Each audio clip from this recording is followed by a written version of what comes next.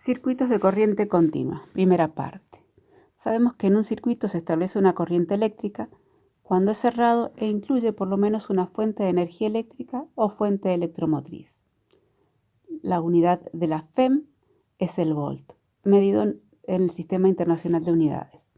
Estas fuentes son, por ejemplo, las pilas o baterías electroquímicas, los generadores dinamoeléctricos, las células fotovoltaicas, etc. Hay muchas en el mercado. En general son dispositivos que convierten energía no eléctrica, como química, mecánica, térmica, etc., en energía eléctrica. Se las denomina también fuentes de corriente continua, por cuanto el sentido de la corriente que establecen en los circuitos no cambia en el tiempo. En esta experiencia de laboratorio se analizará el funcionamiento de elementos eléctricos en circuitos de corriente continua, utilizando fuentes que son conectadas a la red de energía eléctrica del edificio y que proveen tensiones variables en el rango de 0 a 15 volt. Además, se ensayará también con una pila común para estudiar las características eléctricas funcionando como fuente. Se medirán las magnitudes de resistencia eléctrica, medida en ohm, diferencia de potencial o tensión eléctrica medida en volt y corriente eléctrica medida en ampere. Todas estas mediciones se realizarán en Sistema Internacional de Unidades. Los instrumentos que vamos a usar en esta experiencia son respectivamente un ohmmetro, un voltímetro y un amperímetro.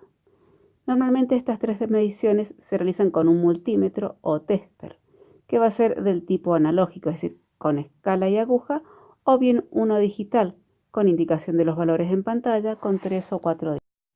La medición de resistencia se hará con un tester digital, el cual se coloca el instrumento en operación ómetro y con las puntas de prueba se tocan las terminales de la resistencia, que debe estar desconectada del circuito, es decir, de la fuente.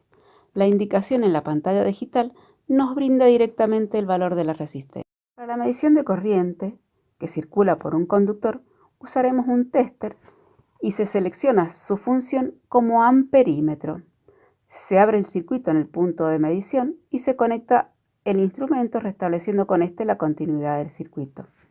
Esta forma de conexión se denomina en serie, debido a que por el amperímetro y por los elementos que conecta el conductor circula la misma corriente.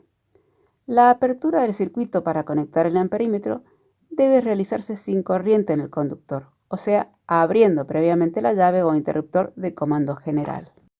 Para la medición de tensión o diferencia de potencial entre dos puntos de un circuito, el tester se lo coloca en la función voltímetro y se lo conecta directamente a dichos puntos.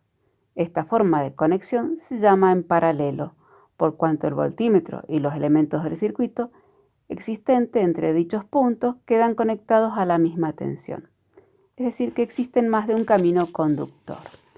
Para analizar un circuito eléctrico, se debe dibujar un diagrama circuital o un esquema sinóptico en los que solo se tienen en cuenta las partes esenciales. Para esto se utilizan símbolos normalizados de muy fácil interpretación. En el caso del voltímetro, estamos incorporando una rama de circuito en paralelo inexistente en el circuito original. Y por esa rama va a circular cierta corriente que, si queremos minimizar su influencia en el circuito, debe ser la menor posible. Por lo que la resistencia interna del voltímetro debe ser lo mayor posible. En un voltímetro ideal, la resistencia debe ser infinita y la corriente nula. En el caso del amperímetro, se incorpora un elemento en serie inexistente en el circuito original. La inclusión de este produce entre sus bornes una diferencia de potencial que, si se desea minimizar su influencia en el circuito para evitar errores, debe ser la menor posible. En síntesis, la resistencia interna del amperímetro debe ser la menor posible. Las experiencias que realizarán trabajarán con multímetros o tester de uso común, los cuales tienen sus catálogos donde figuran los datos del fabricante. Se trabajará también con instrumentos digitales que son en general superiores a los analógicos, tanto en lo que hace a sus valores de resistencia interna como en lo referido a la facilidad de operación y lectura.